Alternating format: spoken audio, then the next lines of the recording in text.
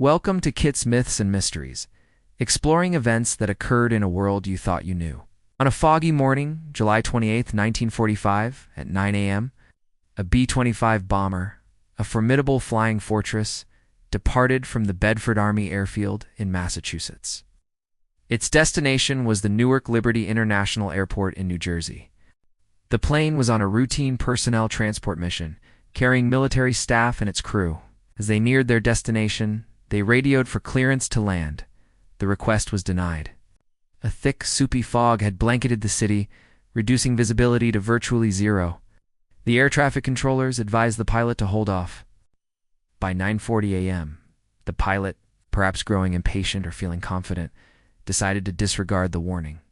He would attempt to land anyway. But, disoriented by the dense fog, he made a critical error. Instead of turning left to circle the airport as intended, he turned right, heading directly into the heart of Manhattan. Moments later, the massive B-25 bomber crashed into the north side of the iconic Empire State Building. This much of the story is well-documented history. We know the entire crew and passengers on the plane were tragically killed, along with 11 office workers on the 78th and 79th floors where the plane struck. But what history often overlooks is the incredible story of a young woman who was just doing her job that day, the operator of elevator number 6. The bomber was traveling at an estimated 200 miles per hour upon impact. The collision was catastrophic. One of the plane's powerful engines sheared straight through the building, flying out the other side and landing on the roof of a building across the street. The wreckage pierced 7 walls, and flaming aviation fuel rained down onto the streets of New York's bustling shopping district below, creating a scene of chaos and destruction. In the midst of this pandemonium was 20-year-old Betty Lou Oliver. She was the operator for elevator car number 6 and was on the 80th floor when the world exploded beneath her.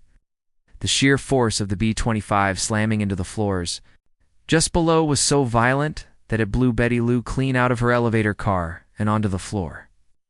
When rescuers finally reached her through the smoke and debris, they found her alive but severely injured. She had a broken back, a fractured pelvis, and numerous burns across her body. Medics treated her on the spot, stabilizing her as best they could. After attending to her injuries, they carefully strapped her to a stretcher and, looking for the quickest way to get her to safety, placed her inside what they thought was a functioning elevator. Elevator number 7. What they couldn't have known was that the steel cables supporting that very elevator had also been critically damaged by the initial impact. They were frayed and weakened, hanging on by a thread.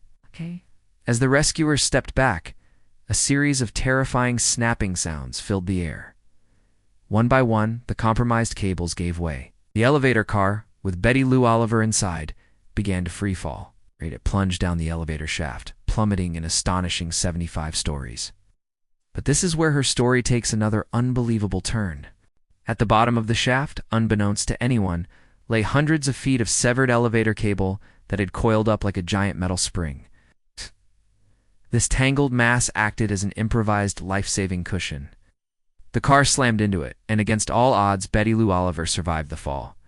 Rescuers rushed to the bottom of the shaft, extracted her from the mangled wreckage for a second time, and got her to a hospital.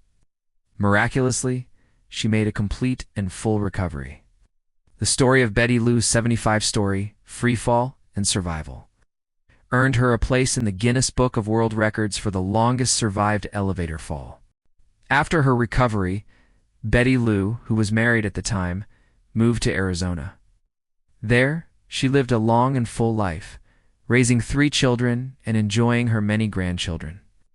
She passed away in 1999 at the age of 74, a woman who looked death in the face twice in one day and lived to tell the tale.